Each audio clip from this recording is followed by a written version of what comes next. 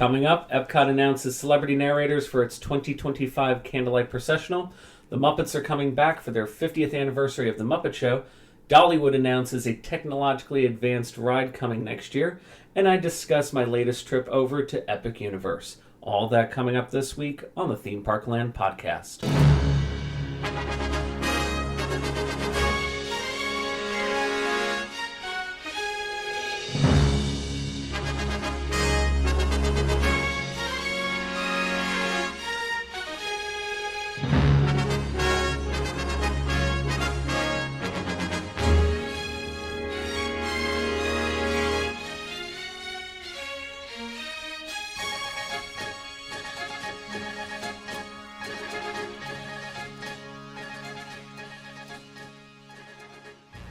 Hello everyone and welcome once again to another episode of the Theme Park Land podcast. As always, I am your host, Matt Dobrovolsky, joined as always by my co-host, Matt Rogers. Welcome back everyone.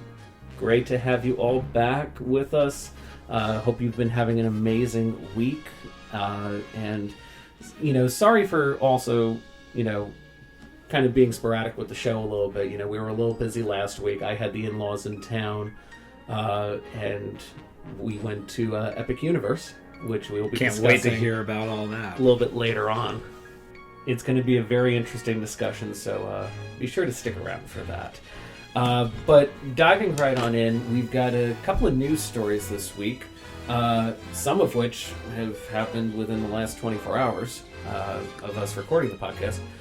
First things first, Epcot has announced its narrator lineup for the 2025 Candlelight Processional, which will be beginning on November 28th. That is the day after Thanksgiving, as per usual. We've got celebrities Constance Wu, Jordan Fisher, Jennifer Garner, Ashley Eckstein, Ralph Macchio, Leslie Uggams, which should be a really good one, Marlee Matlin, Henry Winkler, the Fonz. The Fonz will be narrating the story of Jesus Christ. There's got to be a joke somewhere there, I think. Lauren Daigle, Gary Sinise, Brendan Fraser, Luis Fonsi, apologies if I'm mispronouncing these names, Joel Smallbone, Brie Larson, Captain Marvel herself. Yeah, she's one of my wives. Well, you said Gary Sinise. Yeah, Gary Sinise is back again. Ice Cream Lieutenant Dan. Ice Cream Lieutenant Dan. And Cheryl Lee Ralph. A lot of those names are new this year. I know there's a lot of speculation online of Neil Patrick Harris not coming this year. And again, if you're following Broadway like I do, you'll realize he's in a show with James Corden right now. I think that ends right before Christmas. So yeah, definitely. People are busy and they have lives. Yeah. This is a really good lineup. This is a very good lineup. Honestly, to me, as you could tell, I was very excited for Brie Larson. So that's going to probably be one of my top priorities. Henry Winkler is probably going to be a really good one. Leslie Uggams will be really good. And then some of these previous ones, Marlee Matlin, Gary Sinise, Brendan Fraser, they're great. They're great narrators. But the event itself is wonderful. For those of you that don't know about the Candlelight Processional, that is a 50-piece orchestra along with a mass choir and the Voices of Liberty, singing different traditional holiday music, along with a celebrity narrator, in this case, narrating the story of the birth of Jesus. And this is probably my favorite thing to always do for the holidays at Walt Disney World. And then again, actually, to me, in Central Florida alone. Wait a minute. I liked SeaWorld's event. Back in the day, I haven't been in the past 5 years, but I like SeaWorld's been ruining a lot of things lately, so... I will say, didn't they have a nativity story? Yeah. They used to, it was still really... do it? Yeah. I don't know. Maybe we need to take a day trip to SeaWorld. I'm not buying an annual pass for them. Absolutely not. I've had 2 annual passes. No, hold on. You can, because you get dining included. It's basically free. and it pays for itself in one visit or something like that. Yeah, but, so they're paying you. If you're going to do the monthly payments, then you have to show up to SeaWorld or Busch Gardens, depending on which pass you have, and cancel it in front of them. Disney and Universal with their annual passes, it doesn't auto-renew. No, just pay in full and because here's the thing. That might be what I have. So much of their pass has stuff included in the park, photo packages, dining. Yeah. There's no way they're making any money off of it because there's no reason to spend any money in the parks. In fact, I have no idea how SeaWorld is making any money. If you can get those machines to work that actually gives you that free stuff. Because you get this free stuff at those self-service machines at the front of the park that don't even work. How do you know they don't even work if you've never been there? When I had my annual pass the second time, I was trying to take advantage of all that stuff. I think I ended up going like 2 or 3 times maybe, just to make my pass worth it. And I was trying to go there to get some of these benefits. I spent like 20 minutes at these machines. Work at Universal, get in for free. We are so sidetracked right now. We went from talking about Christmas and the holidays at the parks. Anyways, so y'all, Candlelight Processional, too long, didn't read.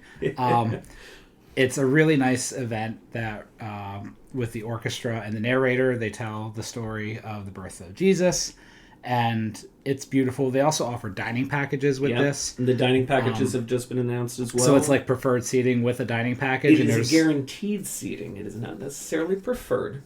Okay, so it's that is the most important thing to remember, is that you will have a guaranteed seat. The earlier that you show up with that dining package, then that means you will have more of a preferred seat. So the time I did the dining package for Candlelight, our dining was at Beer Garden, so we were very full, and I had a liter of beer. And I don't know how they do that over in Germany, but whatever. They eat and they drink a liter of beer in a tent. You sure it wasn't a pint? No, it was a liter. Wasn't a pint I did the liter. Oh, I'm getting one of those. And our friend was in a wheelchair, and I was pushing her around that day. This was a mistake because I almost threw up as I was pushing her all the way around Epcot, leaning over. And it was that I really hope there's a moral to this story. If you're gonna do Candlelight, don't go to Beer Garden, drink a liter of beer, and push somebody in a wheelchair. You will be sick for the entire evening. Yes, I live an adventurous life. That's the moral of the story. I live an adventurous life. Who was your narrator? Do you remember? Because this was last year, right? We went with you for Brendan Fraser, did we? No, this was the year before, maybe? Maybe. Who was it? Yeah. I don't remember. Not one of these names, probably. If any. Especially like all the new people. I don't remember, and that's probably the liter of beer. That's probably the liter of beer that destroyed that part of your brain. Anyway, Candlelight Processional will be returning to Epcot on November 28th, and it will be running through December 30th. Dining packages are going on sale on October 14th. We're on our cruise that day, so hopefully someone's going to get internet for that day. I'm trying to remember who our narrator was. I don't know. Just keep thinking. Took a look at some of the pricing. Pricing is somewhat reasonable.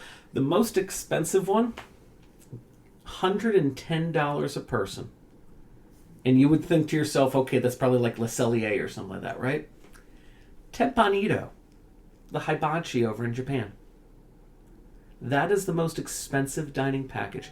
Le Cellier, I believe, was priced at $104. So Le Cellier is just a little bit cheaper than Teppanyaki. I think that's fascinating. Beer Garden is a much better value. Yeah, Beer Garden I think was $70, I want to say, which that's not bad. I think the buffet itself is $50, so you're figuring you're getting $20 for your seat.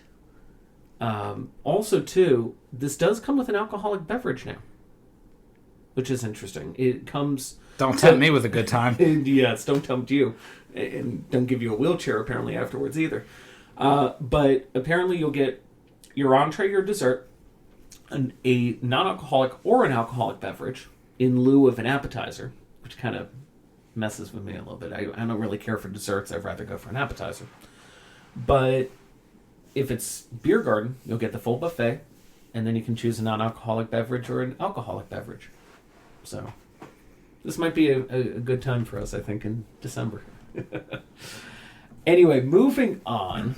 Our other breaking news story that we have within the last 24 hours is that it's time to light the lights and it's time to meet the Muppets once again. Because the Muppet Show is coming back to Disney Plus next year. I know that you didn't realize what was really happening, but yes, so this is something that has been rumored for a little while now. And it's going to be a special. It is not necessarily a series yet. They're talking about how this could greenlight a potential series one This day. is what we call a pilot. Exactly. So the way Disney is describing this is that it is a triumphant event on Disney Plus next year. And the special guest star, Muppet Show had special guest stars all the time. The special guest star for this special will be Sabrina Carpenter. The brand new installment from the Muppet Studios and Point Grey Pictures will feature Kermit the Frog, Miss Piggy, Fozzie Bear, Gonzo, and the gang as they return to the Muppet Theater to put on a variety show filled with music, comedy, and as always, plenty of chaos. And more importantly, this has been set in stone in The Hollywood Reporter. The goal for this special is to greenlight a new series, a new season of the iconic series. So, if this thing is successful, then we could see the potential return of the Muppet Show for a new generation. We will see how it goes. I am ecstatic about this. They've announced that Seth Rogen is executive producing it. And if you're like me and you've watched The Studio on Apple TV Plus, that is Seth Rogen's baby. And it just won 13 Emmys at the Emmy Awards the other night. That show is amazing. And if he can bring that kind of energy over to the Muppet Show, sign me up.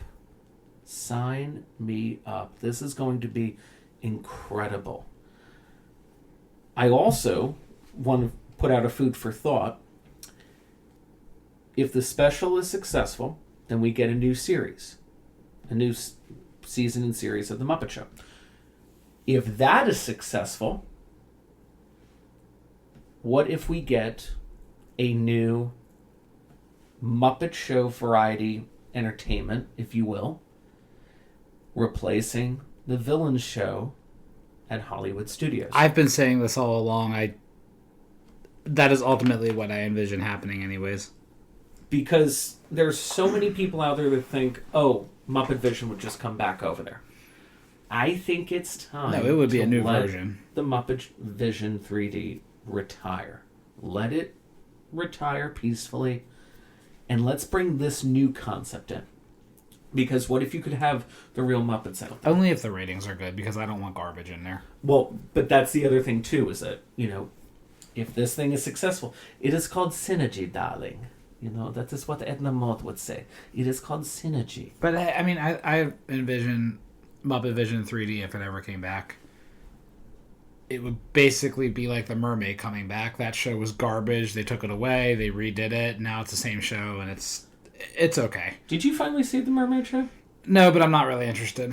I thought they did a really good job. Maybe when I go back into that park I will, but also I can't go ride rides right now. But I also have zero desire to go to Hollywood Studios right now, so it's just not exciting. Maybe next year when we get the animation building back and the Muppets take over Rock and Roller Coaster. I don't know. Maybe. Anyways, next news item. Well, we have a brand new attraction coming to Dollywood. I got this. We don't talk about other theme parks outside of the Disney and Universal bubble. Dollywood's mainly different. But mainly because Disney and Universal are right in our backyard. Dollywood is, 900 miles north of us? I think it's something like that. so it's not really in our backyard. We don't really deal with it a lot. But they've announced Night Flight Expedition, which is they're dubbing it as a family indoor coaster and water ride. What is this? So a little bit of background on this.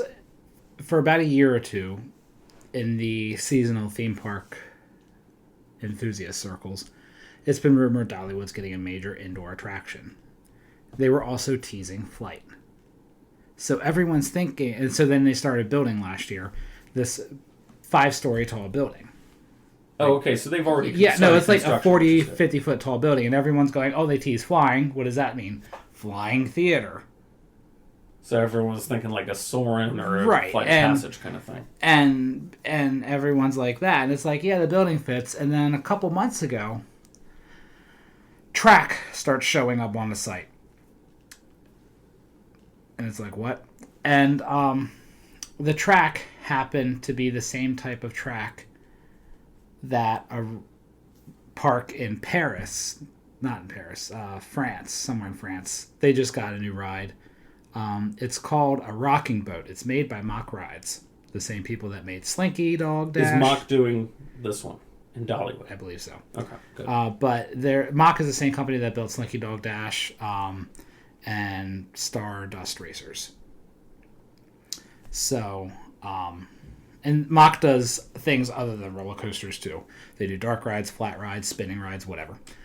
Oh, they also did High in the Sky Sue's Charlie Train ride. So, very diverse company in what they produce. But they have developed this product called a rocking boat. And they have one open in France. And basically what it is it's kind of like a water coaster, like Journey to Atlantis, except it's next level.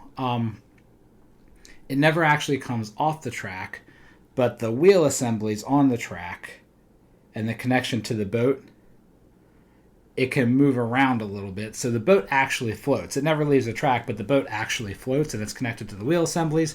And they can use the water current to push this vehicle around through rapids. They can turn the vehicle around. They can have it travel backwards. They can propel it through the water using linear induction motors on the track.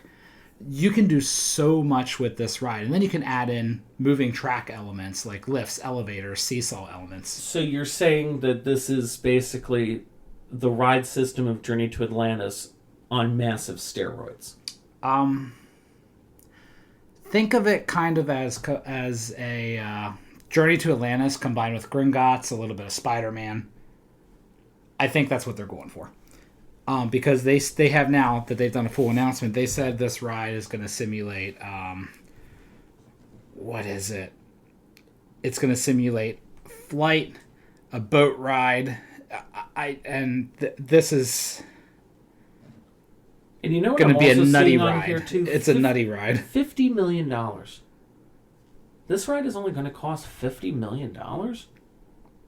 So Dollywood... Why do I feel like this should be costing like $500 million? Well, I'm going to tell you why. One, the research for the ride system is already out there. They're not hiring a company to build this ride system. Mock Rides has already researched. So it's not like Ministry of Magic that cost $1 billion, where a lot of it is going into the theming, but also the research and development. Right. And the Dollywood tends to... Dollywood and is part of Herschend, right?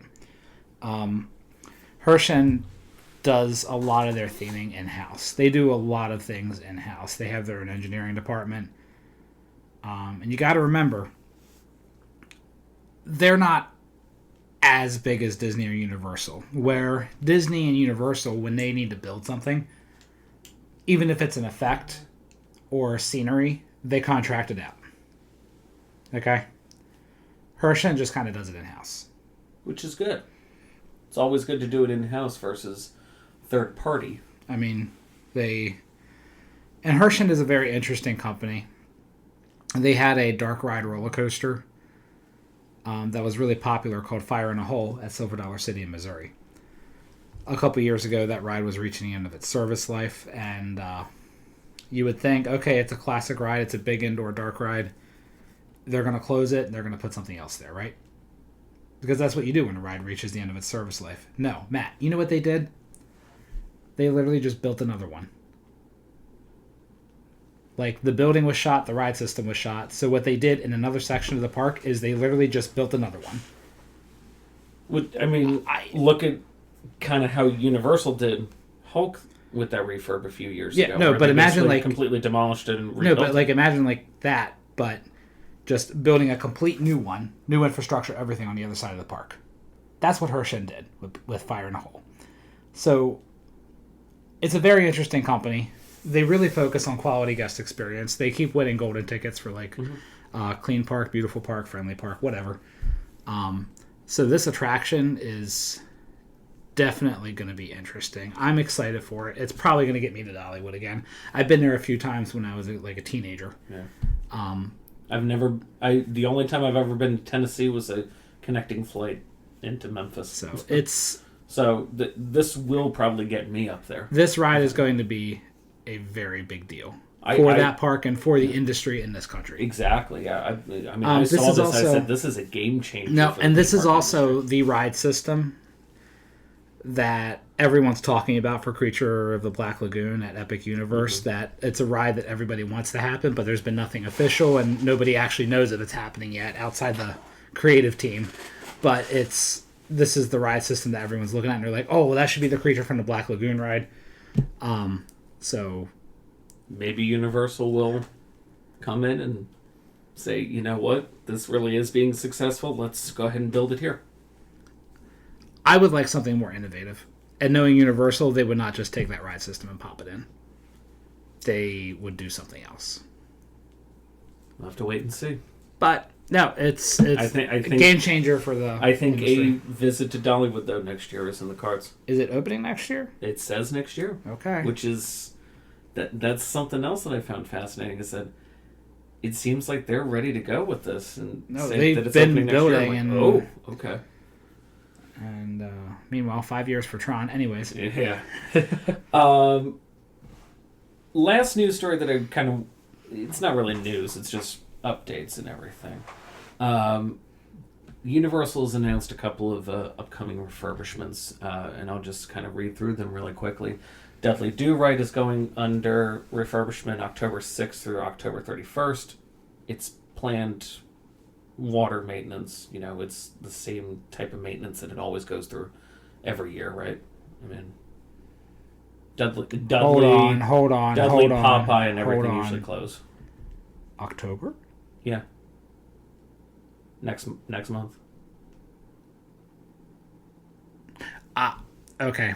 Well, talk about River Adventure real quick. When is that going under refurbishment? So, River Adventure is going under refurbishment January 5th through November 19th. Is Bluto's getting a refurbishment? I don't see anything on Bluto's. So okay, so what this is... unless they haven't announced Bluto's. Maybe Bluto's would be November. They don't like having more than one water ride down. Correct, yeah. So what they're doing is they're doing Ripsaw first. Then they're doing River Adventure. I think they might be skipping Bluto's this year, or they're going to do it when River opens. Maybe. Yeah, because if anything, if River is reopening November 19th of next year. Because what they do typically on their refurb schedule is they close one. So like it'll be like Ripsaw will get it closed in January 1st, and then the day that opens, Bluto's closes, and then the day Bluto's opens, River closes for a couple weeks. Right. So, yeah.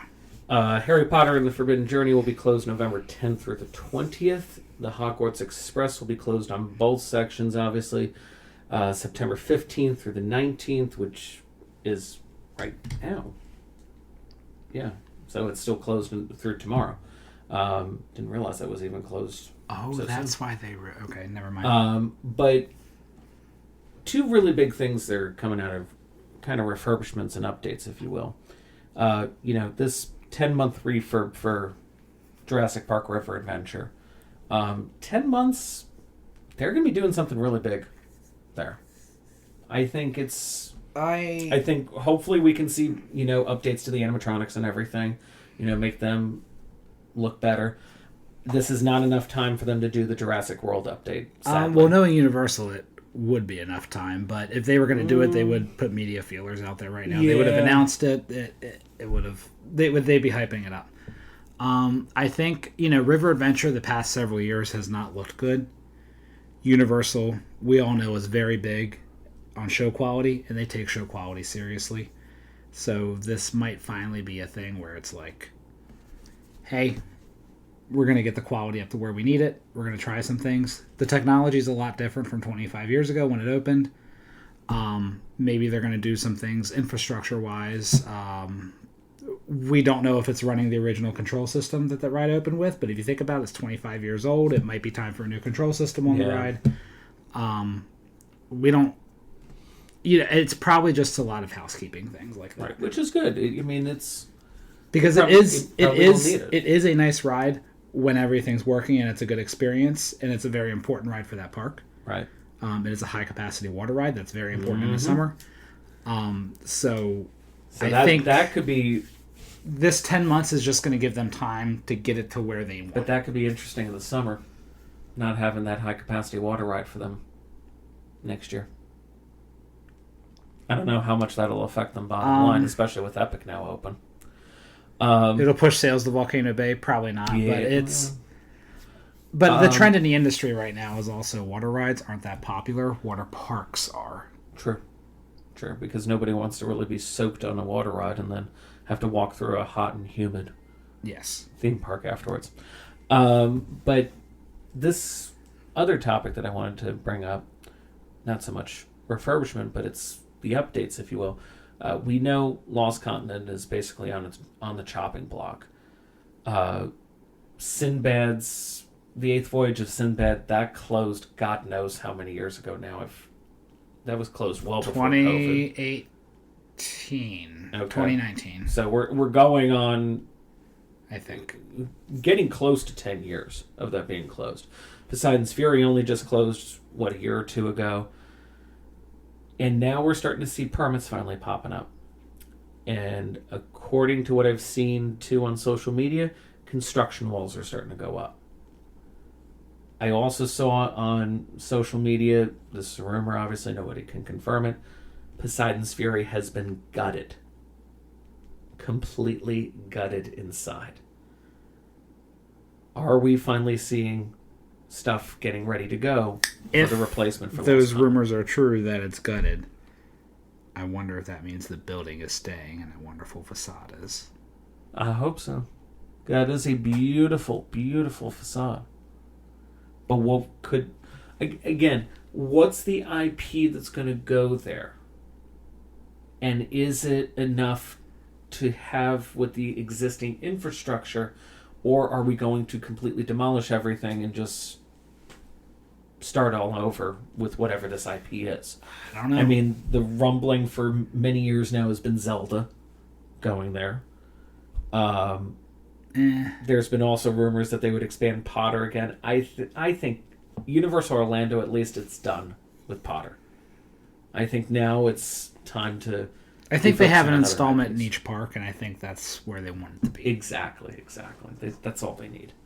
Because I think... So when Potter Phase 1 opened, when Hogsmeade opened in 2010, the big thing was, we want to go to the park with Potter in it. That's all guests cared about. I want to go to the park with Potter. And then Universal said, well, let's do it at the other park, too, so you'll want to go to the other park. And they did the same thing with Epic. It's called marketing. So I think Potter in volume is where they want it to be in the parks right now. No, and especially with the quality of the rides that they've put out, I don't know what other stories you could potentially tell with Potter. Especially with the Max series now coming out too, so you don't really want to be diving too much more into the movie side with the Max series coming out. You know what I would have loved to see? Sidebar. I would have loved to see what Universal could do with DC Comics and Batman. Honestly, because Six Flags has it now, and you know what I think about that? Six Flags doesn't know how to do it. The only on the cheap. That's how. The only two decent DC rides that Six Flags has managed to produce, the Dark Knight coaster that was in Great Adventure. I don't know if it's still there. Probably isn't. It's still there, and it's crap. But it's probably... Yeah, it probably is crap. And Six Flags continues to go in a tanker. Because, look, when I rode that over 10 years ago, I thought it was pretty cool. It was a storytelling coaster to a point, okay? But it was kind of cool. I would still love to be able to go to Magic Mountain and do the Justice League ride. with the animatronics and everything. That sounds really cool. But everything else, it's just your basic coasters that it's just, we're here for a coaster. We're not really here to, ride with Superman or ride with Batman or whatever. And we'll still also never forgive Six Flags for creating the Green Lantern stand-up coaster that, men, if you never do a stand-up coaster, if you're a man. B&M stand-up coasters aren't bad. Not if you're a man. Not if you're a man. Now, you know what hurts? A floorless drop tower. What attraction would that be? So, Acrophobia in Six Flags over Georgia. It's one of the drop tower rides, right?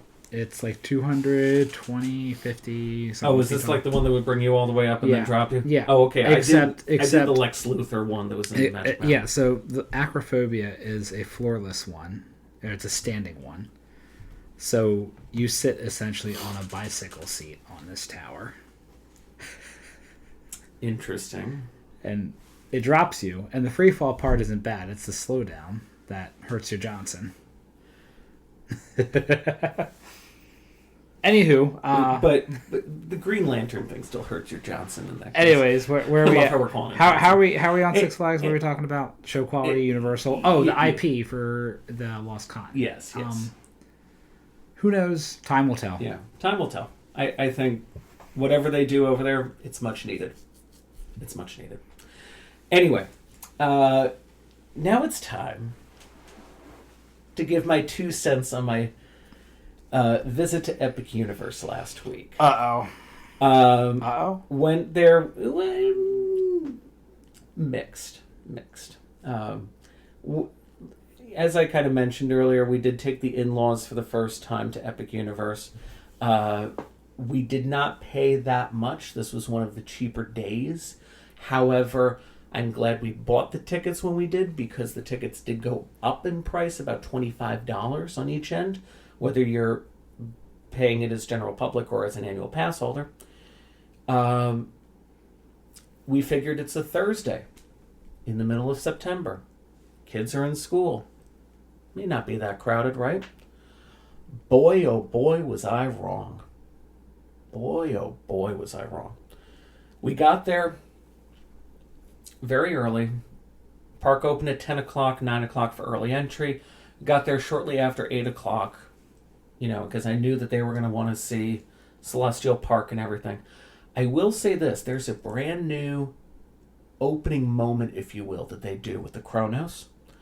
I thought that was really cool. It's like a little light thing, and they're talking to you about, stepping into the Celestial Park and exploring the 4 realms that are out there. So that was really cool. And then I said, okay, now they're funneling people out for early entry. We can kind of just hang back, relax. They went over to Starbucks. But I noticed that they changed their early entry procedures. If you remember, when we've previously gone, they would hold us right there before the Nintendo portal, and then anyone past that point could go off to either Nintendo Dark Universe, or on the other side, in that case too, Burke and Ministry of Magic, if you had early entry. If you didn't have early entry, you had to wait behind the crowds. I said, we don't need to go that further out because we're going to have those crowds right there. Well, that's not what they're doing anymore. They are actually checking for your hotel credentials as you go into the portals. So, if you are not staying at a Universal hotel and not able to participate in early entry, you can get to the park early and wander around all of Celestial Park, with the exception of riding the carousel and Stardust. They're doing this as originally intended. Correct. Where they have, quote-unquote, admission at each portal. I think that's fantastic. I loved that idea. We were walking around. We enjoyed ourselves, kind of taking in Celestial Park, taking in that atmosphere. And then it was about 9:50. We're just sitting around over by Celestiki and Frosty Moon, waiting to go over to Dark Universe. And I said, hang on, I'll be right back. I'm going to go to the bathroom. I walk over to the bathroom by Blue Dragon, and in that case, you have to walk past the portal for Dark Universe. They dropped everything. It was 9:50. They dropped everything. Anyone could go in, even if you weren't early entry. And I said, oh. I said, well, let me hold my pee and let's go on into Dark Universe. Really. So we got into Dark Universe before the park basically officially opened. That was fantastic. Curse of the Werewolf, we went there first. It was only a 10-minute wait. Ended up being about a half an hour because they were having issues with our station gate. Literally our station gate because we were ready to go into the ride. Oops. And we had to wait for maintenance. Got off, though, and we went right over to Monsters. Waited maybe like 15 minutes for Monsters. At this point, I'm saying to myself, let me take a look at the wait times. And I'm looking. Potter was only 75 minutes. Hiccup's Wing Gliders wasn't even 35, I think. I would think it was like hovering around 25 or 30. Mario Kart was under an hour. Donkey Kong, don't get me started with that. We'll talk about that in a minute. Don't get me started with it. Yeah, don't get you started too. Yoshi was like 5 minutes.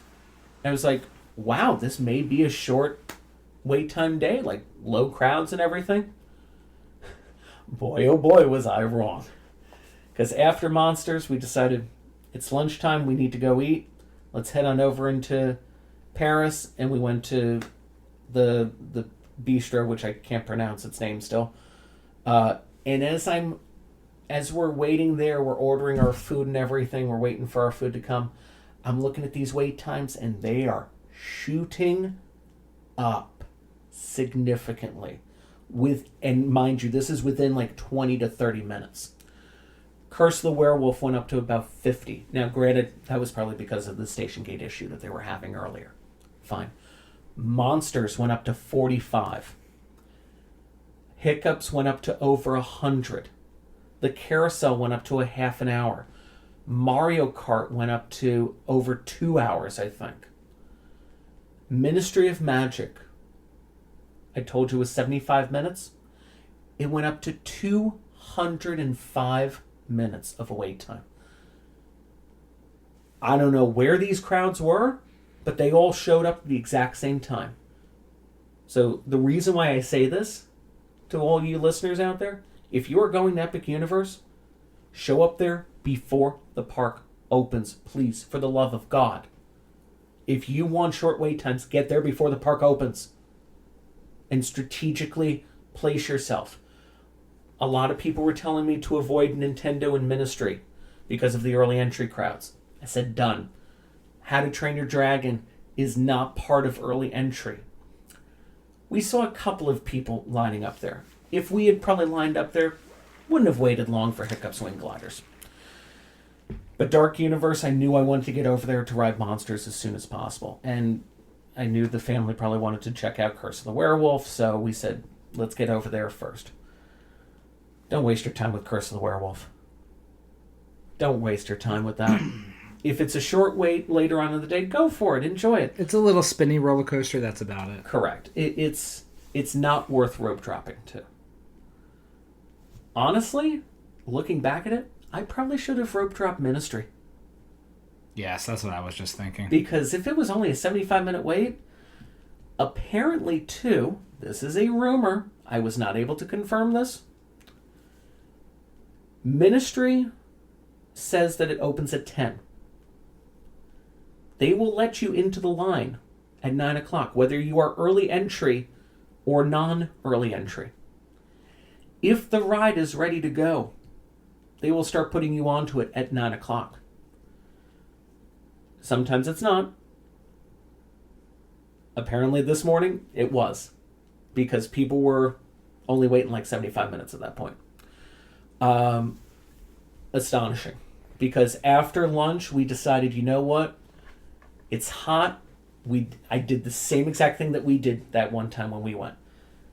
It's all indoors. Let's go for Ministry. It was quoted at 135 minutes. That entire line was full, inside and outside. I said, oh, good Lord, this is probably going to be like 4 or 5 hours. It does have Express now, doesn't it? It does. So that line does not haul like it did. It still did. Oh, my God. It still did. So let's talk about that really quick, because like I said, that entire line was full, and with Express I said, oh God, this is going to be like 6 hours, right? It's not going to be 2.5. So let's give it a shot. Let's see how we're moving. The entire outdoor queue, so basically entrance to the flu powder, took us less than an hour. Not bad. Not bad. Once we got through the flu powder, it was under an hour. Okay. We waited less than 2 hours for this ride.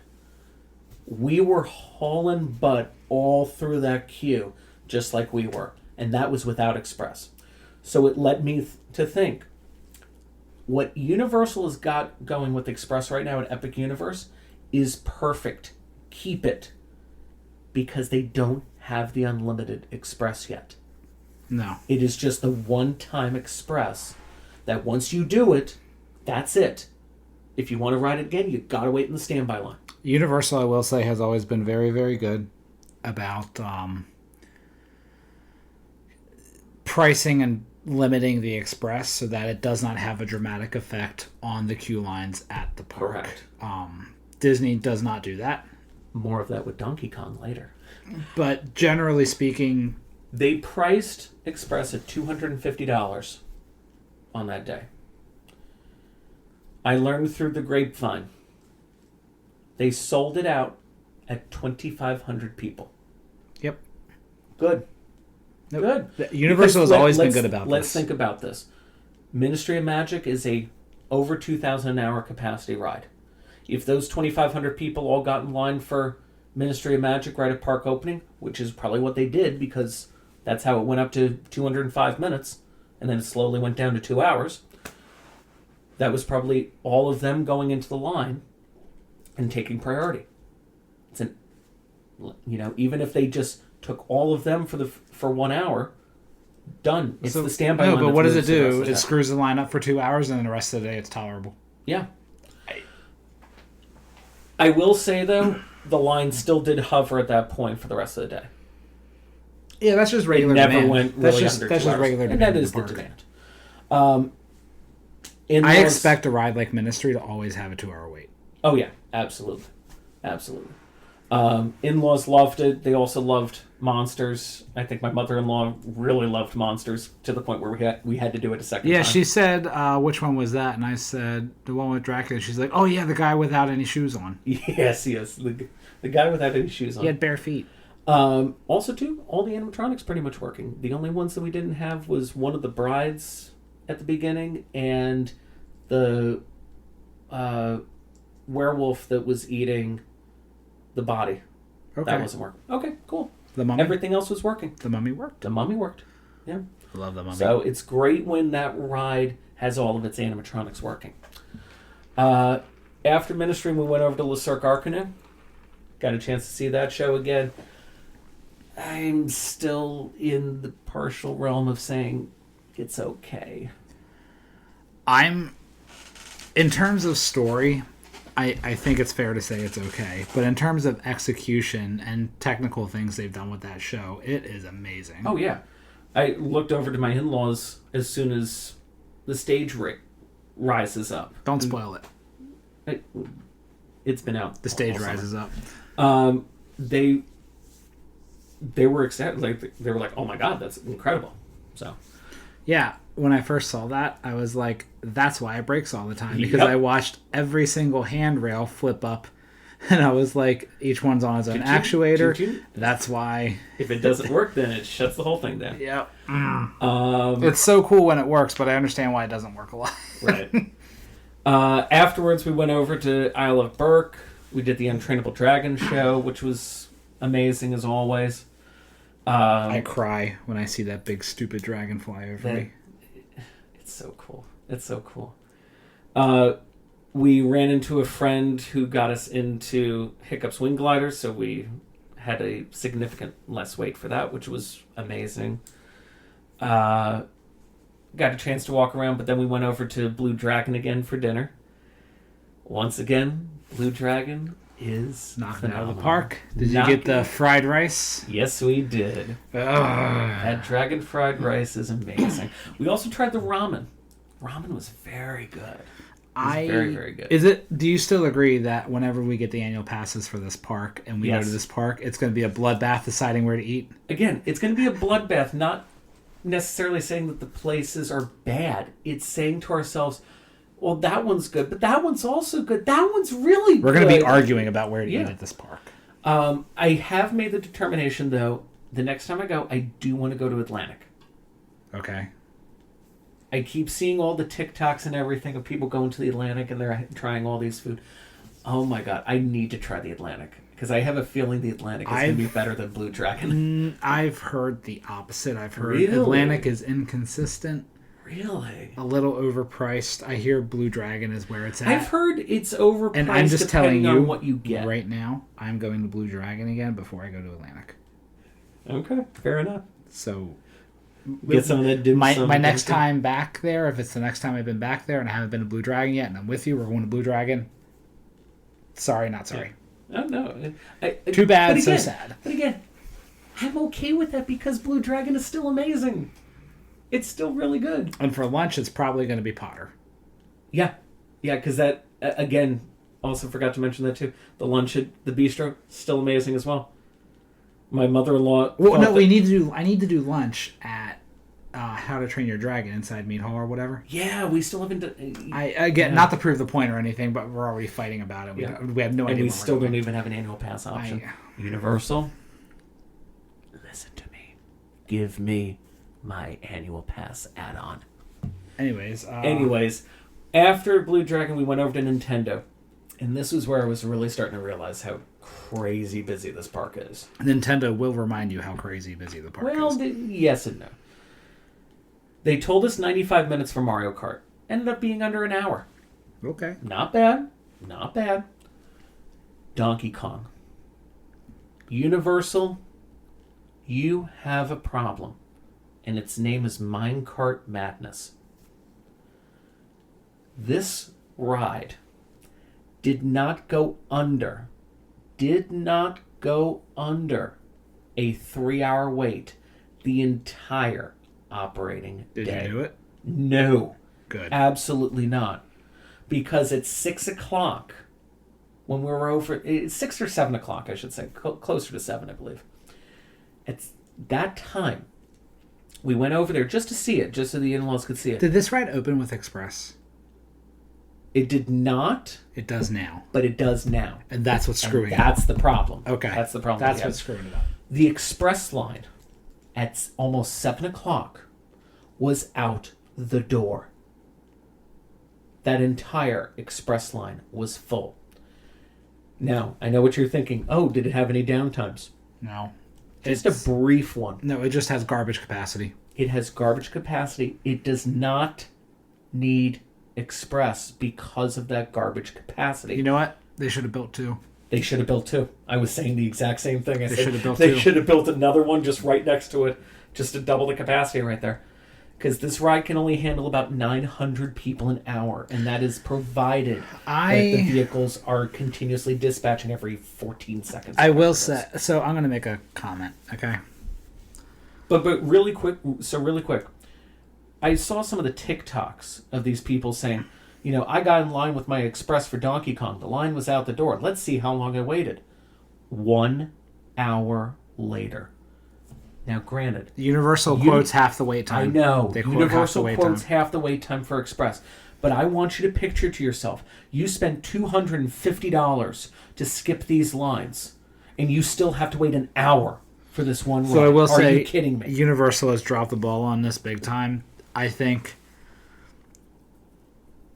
everyone was freaking out about this ride and wanting, like, when this ride was being developed, even in Japan, everyone's is like, oh my god, Donkey Kong, it's going to jump the tracks. Ours is special because Hollywood doesn't have it. Yeah, and you also know it has a low capacity. It's like 4 people every 14 seconds. It's bad. 900 an hour. If is good. And then because you only have 11 rides in a park, you need to put express on it. They should have re-engineered the ride concept in a way where they could have 2 side by side. they really should have done it, and they didn't. But it's really disappointing. This ride before Express was averaging an hour and a half to 2 hours. Okay? Still not worth it in my opinion. This ride is only worth it if the wait time is under an hour. Okay? And now, thanks to Express, it was averaging 3 to 4 hours all day long. It never went under a 180-minute wait the entire 12-hour day. I think what we might see, there's a couple options here. One, keep it as is, right? The other option is take it off of Express. If you take it off of Express, though, people are going to complain that you took an attraction off and the price is still the same. Lower the price? Or lower the price or the other option is when they open up a new ride, keep Express the same, right? And take this off of Express. Yeah, that's another option too. Because having another ride to spread out the crowds will help the wait time on this overall. But it's just the biggest problem that they've got right now is that ride. Or in Matt's world, in my world, just tear it down and start over. The little demolish button on Roller Coaster Tycoon, just start over. Start over from there. Are you sure you want to demolish? Yes. No hard feelings were amongst the group because we couldn't do this as well. If you miss Donkey Kong, I'm going to be very honest. It's not. You're not missing that much. Right. It's not nearly as good as it was hyped up to be. It's kind of cool what it does, but it's not like you went to Disneyland for the first time and didn't get to ride Indiana Jones. Correct. It's like going to the Magic Kingdom and not being able to ride Pooh. No, I wouldn't even say Pooh. I would say like the Little Mermaid ride. Or Jungle Cruise. The Barnstormer. No, I wouldn't even say the Barnstormer. Because those really are skippable rides. But is Donkey Kong a skippable ride? Yes. Yes, if the wait time is astronomical. Full disclosure, I think Donkey Kong, Werewolf, and the Carousel are skippable. Yeah. Well, the Carousel was another one. Me, the wife, and my sister-in-law, we decided to try and go over to Stardust after we were done with Nintendo. And was originally posting at 30 minutes. We were like, awesome, that's great. We get all the way over there, 65 minutes. They lost a ride. No, they did not. What happened? I don't know. But the ride was running just as fine as it was earlier. 3 trains on each track. But that wait time doubled. And I think it was because the sun went down and everyone descended upon it because they wanted to ride it at night. Yeah, that makes sense. That's so. Is it a different soundtrack at night too? Oh, possibly, but I don't think that's why people are riding it at night. If anything, it's pretty. It's pretty at night. So we checked out the line, and boy, oh boy, was that an hour wait because they opened up a section of queue that I didn't even know existed. So that was like a hard no amongst the group. So ran out of there. My mother-in-law and father-in-law went over to the Carousel. Check that out. 35 minutes for the Carousel. Now, granted, again, it's nighttime. Carousel, I think the Carousel also has garbage capacity. Right, because, I mean, you look at the Carousel. They should have built 2 side by side. Or a double-decker. That could have been cool, too. But you look at... From an engineering perspective, it would have been impossible to get the second deck to do what the first deck does. But you look at something like the Carousel at Magic Kingdom. That thing can do a couple thousand an hour. Something like that. It does about 1,000. But it takes a lot of people, is what I'm saying. Oh, yeah. The Carousel at Epic, it's like 30 people every 5 minutes? But also the load times are garbage. Well, yeah, because they're walking around, they're double-checking that you put your seatbelts on and everything. You don't need a seatbelt on a Carousel. At Universal, you do. At Universal, you do, but you don't need a seatbelt on a Carousel. Just sit down, hold on, people walk around, check, good, dispatch. Full containment. I get it. I get that Universal loves the full containment thing, but relax. Chill out a little bit when it comes to a carousel. Because is there a seatbelt on the carousel that's in Seuss? Yep. Why? Full containment. Full containment. I hate it. So at this point, I think we were just kind of a little bit getting on our nerves because of how outrageous these wait times still were at 8 o'clock at night. Okay? We ran over and did Monsters one last time, and then we called it quits. So, full disclosure though, we got on a lot of good things. Okay? We did miss out on Donkey Kong for obvious It reasons. sounds like a journey, though. Okay? Yeah, it was. We didn't get on Stardust. We didn't get on Yoshi. Yoshi was another one that was like 45 minutes all day long, but again, garbage capacity. Yoshi is okay with capacity. It's just not a very good ride. It's a cute ride. It's kind of like the should- People Mover of Super Nintendo World, except there's no roof and you cook. Well, in that's the why I'm sun. saying don't ride it in 100 degrees with 95% humidity out there. All in all, though, again, we did truly have a wonderful day. There were just some aspects of this day that I wish didn't happen. You know? I wish that there was a way that we could have gotten on Donkey Kong a little bit easier. Again, I don't mind waiting an hour or something like that for it, but 3 hours all day long? Come on. I'm grateful that we had a friend that helped us get on Hiccup's Wing Gliders, because we skipped well over an hour wait, supposedly, with that. But yeah, all in all, I think this trip to Epic, though, was my tipping point to say, I don't think I'm going back until I have an annual pass. I think this park needs more rides immediately. I'll agree. Because I think Universal is letting in too many people for the lack of rides that they're not even at full capacity. Which is sad that you could let more people in over this. So here's the mentality behind this, okay? At Magic Kingdom, or let's do Disneyland, okay? Disneyland has so many rides. Even Magic Kingdom has so many rides, right? If Space Mountain goes down, Space Mountain is a major e-ticket ride. Do you agree? 100%. Say Space Mountain goes down. Does that affect the park, really? No, absolutely not. Because like you said, there are plenty of more rides. Now, say, like, Space Mountain goes down and Haunted Mansion goes down. Does that really affect the park too much? You're creeping up. It starts to, right? Because, again, you're talking about two heavy capacity rides. Okay, one's an e-ticket, they're both kind of e-tickets, but, because there's so many rides, there's still options and people to move around. Say Ministry goes down, right? Which it did at one point. And say also... At one point I did see Ministry said extended closure. Yeah. But say Ministry goes down and dumps its queue.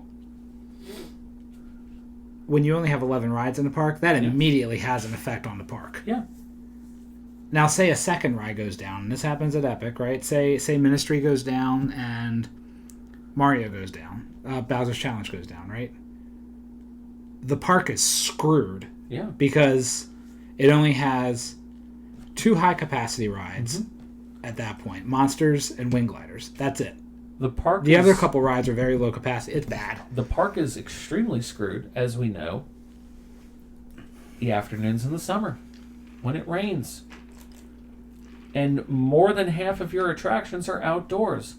The only attraction, if you will, that you can do in How to Train Your Dragon is the show. The 3 main rides are shut down because they're outdoors. The only rides that are open during the summer when there's rain and they have weather delays is Ministry of Magic, Monsters, which are 2 very good capacity rides, which is great, Mario Kart, and depending on the rain, the carousel. That's it. Everything else is outside. And I can only imagine what guest services has to go through over at that park during these times because of that factor. I can't imagine how many people come up to them and say, "There's nothing open." Well, you're kind of right. You're kind of right, but we do have these 4 rides. Oh, we already did those. Well, I don't know. Hang out and wait for the rain to stop. Time. Whatever the next expansion that they do at Epic is, it needs to be an indoor ride. And that's what scares me. It scares you that it could be an indoor ride? What if it isn't? What if it is, though? What if it is? Yep, but what if it isn't? Yeah, I know. Anyways, you know what I did last night? What did you do last night? I went to Typhoon Lagoon. You did? Yep. I went and rode Tron. Oh. Yeah. Let me talk about Typhoon, and then I'll hand it over to Tron. So Typhoon, second favorite water park after Volcano Bay. It's a really good water park. It's a little bit older, early 90s, I think. Would you guys go? Was it the H2O? There was a private glow event. Oh, private. Okay, gotcha. So it was the H2O glow, but it was private. Okay, right. Okay, got it. So, there wasn't really anybody there. Did you get to see Partysaurus Rex? No, because we left at like 9 because we're old. But and that was us last night too. So yeah, but it was right after they had a mix-in with the regular crowd in the last few hours of the day. Gotcha. So because of the storms, there wasn't anybody in the park. No waits for anything. We were able to knock out all the slides, hang out in the lazy river. Typhoon's a really good park. I like the variety of slides. I like the single-person tube slides. I like the two-body slides they have. They have a water coaster, like old school, where the water jet with the Crush and Gusher. Crush and Gusher. Yeah. They put kids on that thing. Anyways, well, doesn't that have a high requirement? Yeah, it's probably low. That ride is wild. The slides are different. So I believe Disney gets their slides from Whitewater. Universal and SeaWorld get their slides from ProSlide. ProSlide, when you go around the slide, it's very controlled and your body kind of goes in a very smooth transitions. But the Whitewater slides, the engineering isn't quite like that. So that's why you kind of get sloshed around in the slide a little bit. And it's a little rough. But it's really, really fun. And then, of course, there's the wave pool. Catch me diving under waves. What? I don't get knocked down. I dive under them. Why do I feel like you're that person on TikTok with the water ride that comes down and it has that wave coming right at the camera? Like, oh, that would be you with the waves, just like watching it coming right for you, and then as soon as it's ready to smack you, oh, and then no, you dive under, otherwise you get knocked over. Oh yeah, that's what I'm saying. Like you're getting knocked over completely. They had some food that was included. It's theme park food, whatever. How much do those usually go for? What? The parties. This one was free. Well, I understand that, know. but I'm saying like if you were a guest and wanted to go, I think it's like $70-ish. I think it's almost the same price as I'm not going to sit here and judge it park. because I didn't take part in all the festivities, so I don't know. Did you notice any of the other festivities? Like what was going on? You might have had some drinky drinks in me. So the other part of the brain cells went away then. Yeah. So the brain cell from the beer at Beer Garden messed with you, and the drinks last night messed with you. Yes. Really quick though too, as I said, I did go over to Magic Kingdom last night. Yeah, how's this new Tron doodah? Love it. It's really cool. If you're familiar with the new movie Tron Ares that's coming out next month, it has music by Nine Inch Nails on it.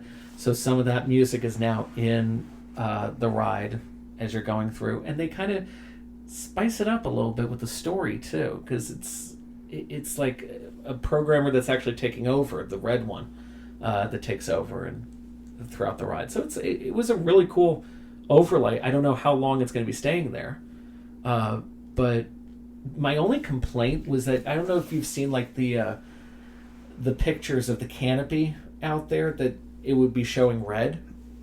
Cool, right? It only does that for about like 15 seconds. Yeah, when a train goes by. No. Oh. No. It does it for 15 seconds and it won't do it again for like another 5 minutes. We literally sat there waiting for about 5 to 10 minutes waiting for it to turn red again. Oh, that's stupid. Yeah. I don't know who the programmer was for this, but I'm like, buddy, it needs to be longer than that. You know what I for Tron and having this little overlay kind of reminds me, the original concept for the 2005 version of Space Mountain in Disneyland. So Space Mountain in Disneyland was going to have a nighttime show called Rockin' Space Mountain. They did. But what was supposed to happen is at a certain time in the evening, it would switch over. Oh, yeah. So kind of like what Monsters After Dark did during the Halloween season. Like it would just switch over. They would probably close it for No, they weren't going to close it. You'd just be in the queue and it'd be like, okay, at 7 o'clock, bam, you're in Rockin' Space Mountain. Oh, interesting. And there would be like an intro sequence or something like in the queue, and then all the lighting and audio would change. And I don't know. I understand kind of why they didn't want to do it, because people want to ride Space Mountain. Well, I heard like the Rockin' version just didn't really work. But it's an interesting concept to just be in a ride, and then so like what the red dude takes over the Tron thing. Yeah, like again, I have no idea about the storyline of Ares. Imagine you're standing in the queue for that, and then there's a little intro sequence, and the red dude takes over, and it's a different show, and it's a more aggressive, darker show or something. You know, like, but that has so much potential to add so much to the experience, and it's kind of like right place, right time thing. Right. Whereas this is it's going on all day long. The only reason why we rode it at night was because Tron is so much better at night. Yeah, I don't know. I'm a fan of that angle, so. Yeah. Anyway, guys, thank you all for joining us. Oh, are we done? Yeah, I mean, do we have anything else? I mean, I talked about the epic stuff, and I think we talked about everything that we wanted to talk about. We're already over the hour mark, so we probably already lost people anyway. So, Anyway, guys, thank you all for joining us. As always, please keep following us. Give us feedback. Let us know what you're liking, what you're not liking, what you'd like to see more of. We'd love to give that to you. I would like to talk about at some point, not on this episode because apparently we're wrapping up. What? It's over an hour. My first experience at Disneyland last year, I would like to talk about. Yeah. So maybe we'll recount that in a future episode. Next time on the Theme Park Land podcast. Oh my goodness. Hey, we're only a couple more weeks away from our cruise. Woohoo. Yeah. Woohoo. We still haven't decided if we're going to bring the recording equipment with us and we'll figure it out. Anyways. We'll figure it out. Guys, thank you again for listening, and we'll see you again next time with another episode of the Theme Park Land podcast. So long, everyone.